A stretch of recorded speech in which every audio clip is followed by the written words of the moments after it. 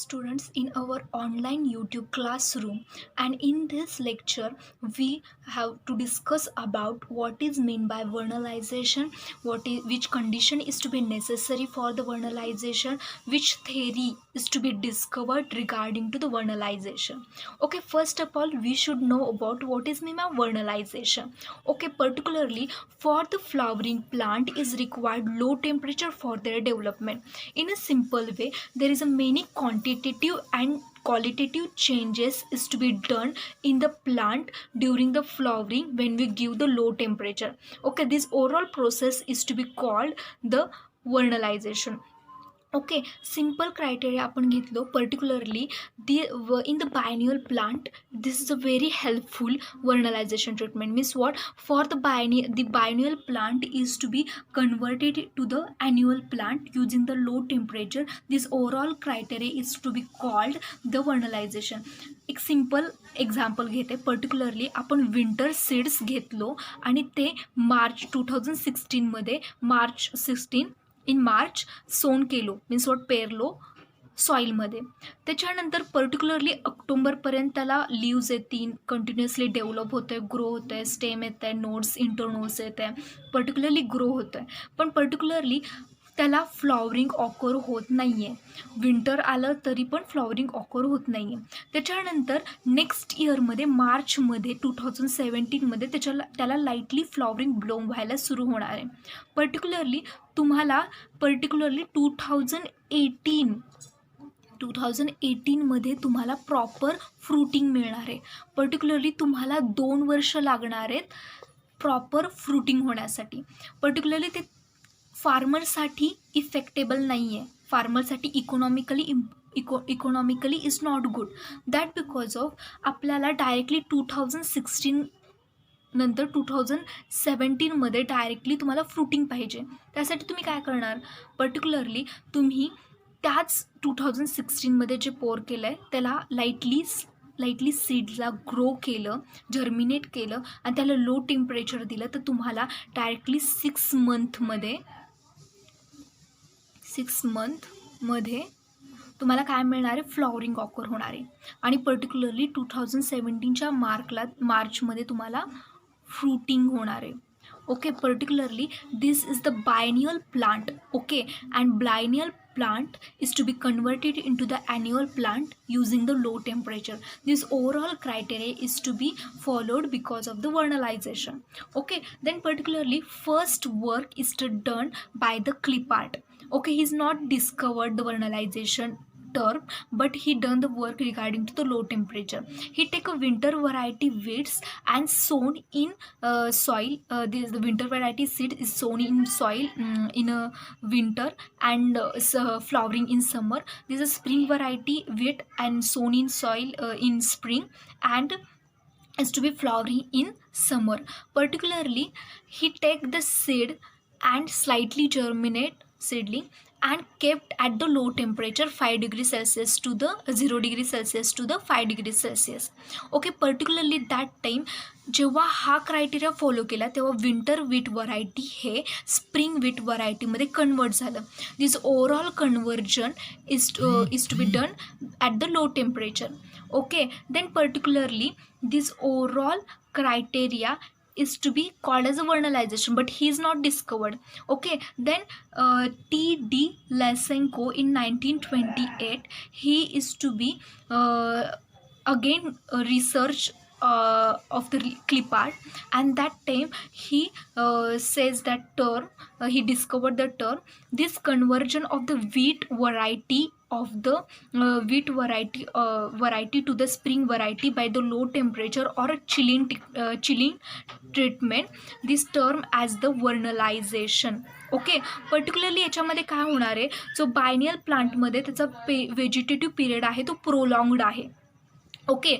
आपण जेव्हा chilling treatment देतो तो व्हेजिटेटिव्ह पिरियड हा कट शॉर्ट होतो आणि फ्लॉवरिंग ऑकर हे लवकर होतं. Okay. For the early flowering the vernalization is to be more effectable. Okay.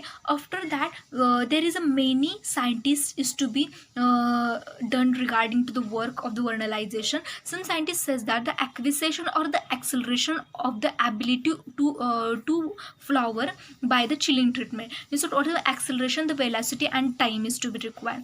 Means what, particularly similar way आपल्याला फ्लॉवरिंग लवकर हवं असेल तर chilling treatment is to be great ability for their acceleration and acquisition. Okay. Then there is what is the cold stimulate, the precipitation of the cold stimulus. Cold stimulus is produced by the apical meristem. Okay, some scientists says that the cold stimulus is a grow in the apical meristem, but Walansing in 1964 he's done the work regarding to the cold stimulate isolation. Okay, then particularly he take leaves and roots of the Lunaria benis and he isolate the leaves and root and give the chilling treatment of these leaves and root. Okay. त्याच्यानंतर what the result. Okay. After the chilling treatment what is the result? All cell is to be divided in a roots and leaves is to be continuously, and this continuous cell division is to be help for the flowering. Okay. Particularly he says that the leaves and root has a great potential site for the vernalization. Okay. जे leaves आणि root आहेत त्याच्यामध्ये वर्नलायझेशन occur करण्याची capacity आहे आणि potential आहे. It is also believed that the precipitation of the cold stimulate result the formation of the floral hormone is to be present in the leaves or root, and which is transmitted the one part of the plant to the another part of the plant. Okay. In the cold stimulus there is a grafting is to be very good for the transmitting to the one part of the plant to the another part of the plant for their flowering. Okay, I will take one example. If the vernalized handbean plant is grafted to the unvernalized handbean plant, the later on there is the also flowering is to be occur. Okay, grafting is a good method for the vernalization is to be occur in a non-vernalized plant. Okay, this later on this floral hormone is called as a vernalin by the Melchers in 1936. Okay, Melchers says that this floral hormone is called as the vernalin hormone. Okay. त्याच्यानंतर some other condition is also necessary for the vernalization. Okay. First condition is the age of the plant. Okay. Vernalization procedure follow करण्यासाठी age is to be necessary.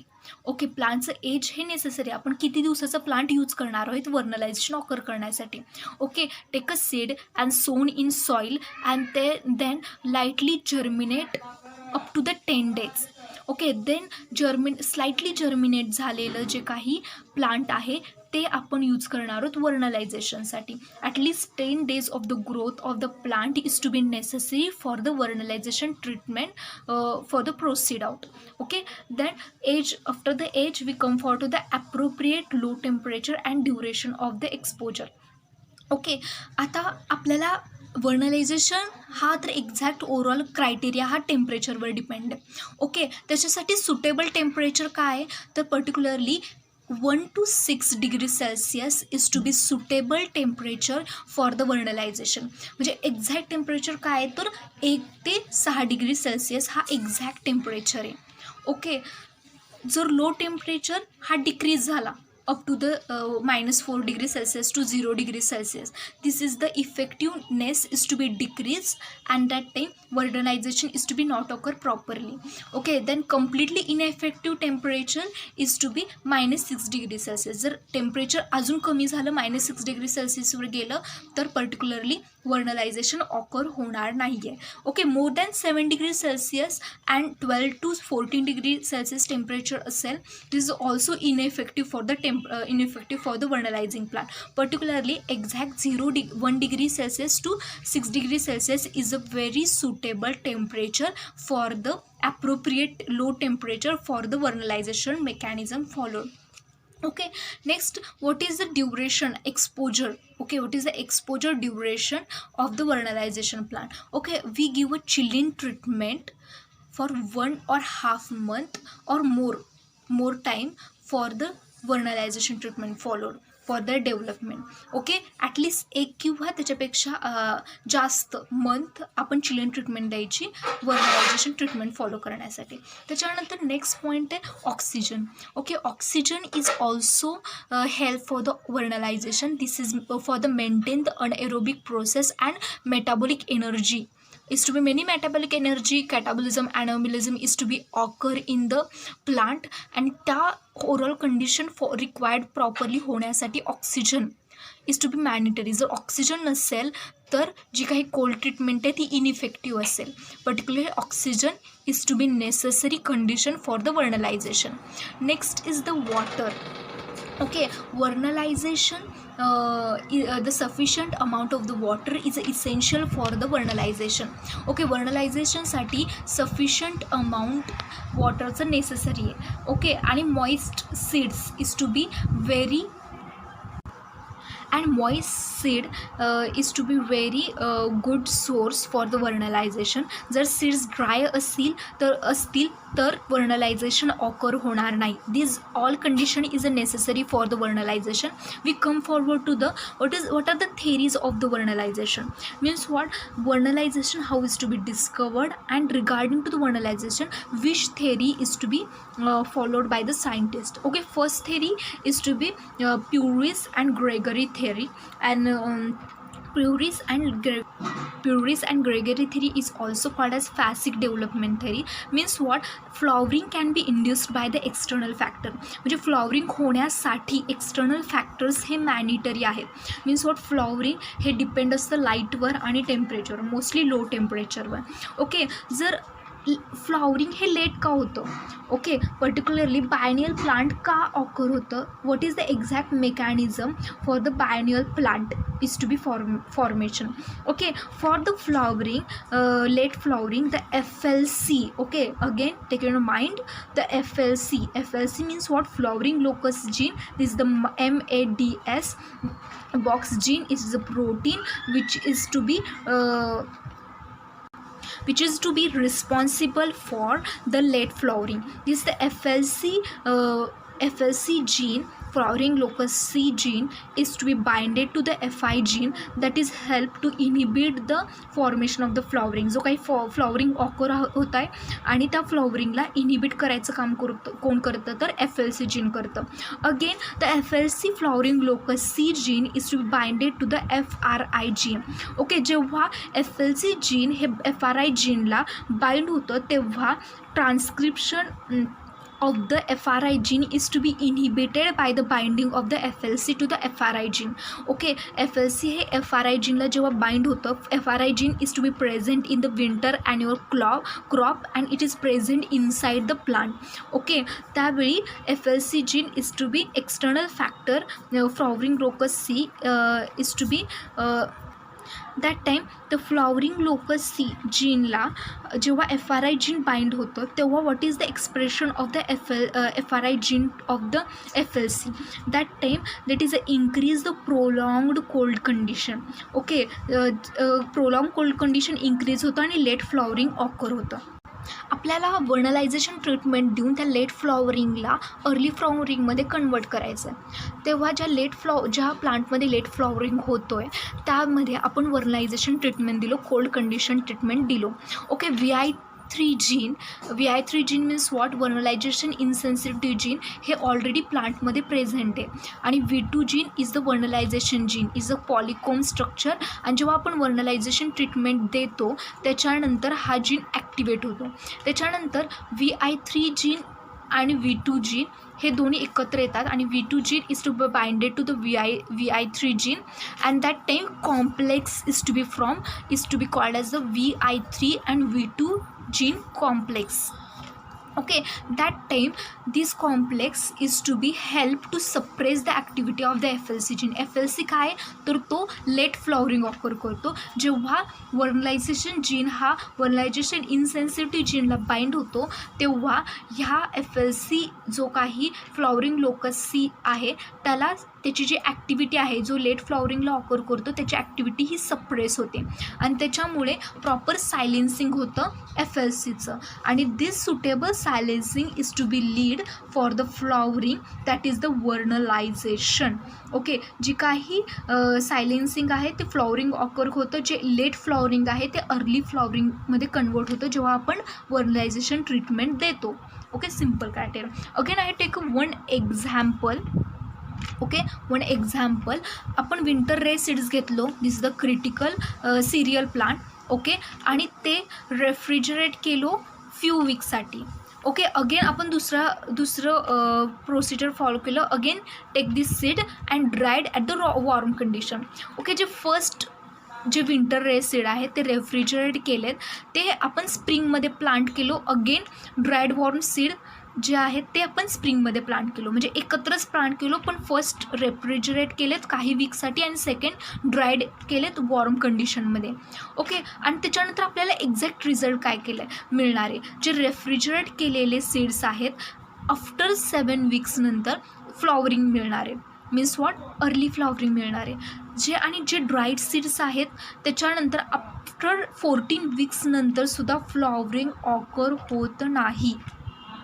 Particularly in this case, photoperiod induces flowering, and flowering thus it induced artificially winter variety have been is to be converted to the behave like a summer variety.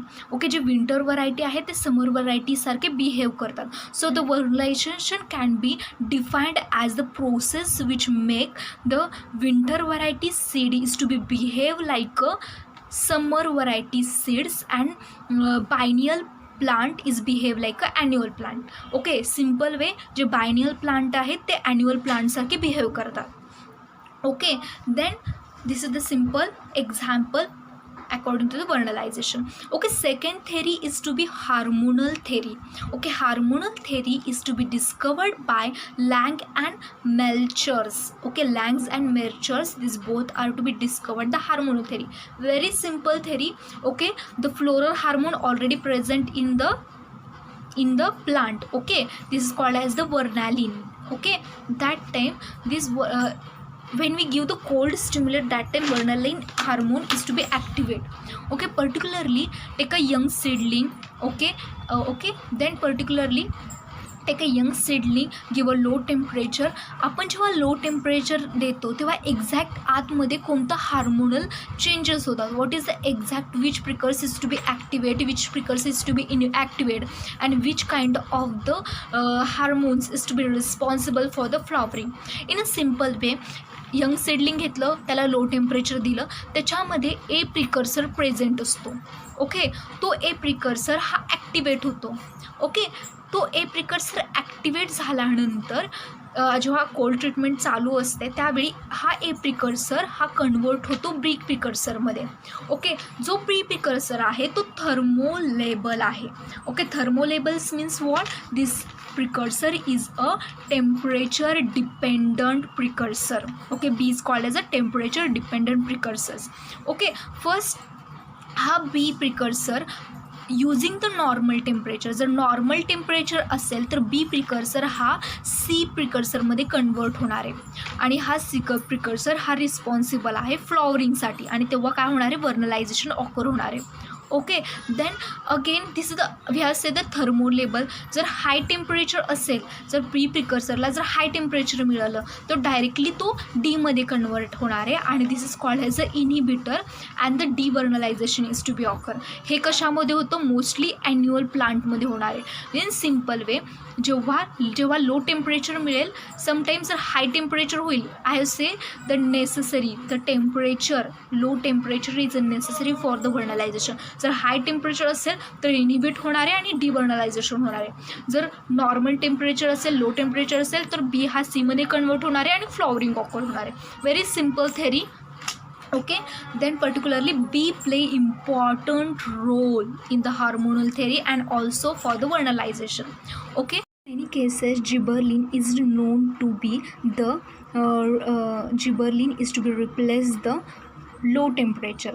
Okay, काही केसेसमध्ये काय होतं की वर्नलायझेशनची गरज नाही आहे. जर low temperature पूर्ण क्रायटेरिया फॉलो करायचं असेल, लाईक एक्झाम्पल हॅनबीन प्लांट, जर जिबर्लिन असेल तर लो टेम्परेचरची गरज नाही, तो बायनियल प्लांट हा ॲन्युअल प्लांटमध्ये इझिली कन्वर्ट होतो. Okay, how is to be gibberellin is to be probably through the stem elongation and trigger some reaction leading to the flowering. Okay, stem elongation आणि काही reaction occur करून flowering occur होणार आहे. Okay, and gibberellin is also called as a plant floral hormone. Okay, in simple criteria you have any problem, ask me.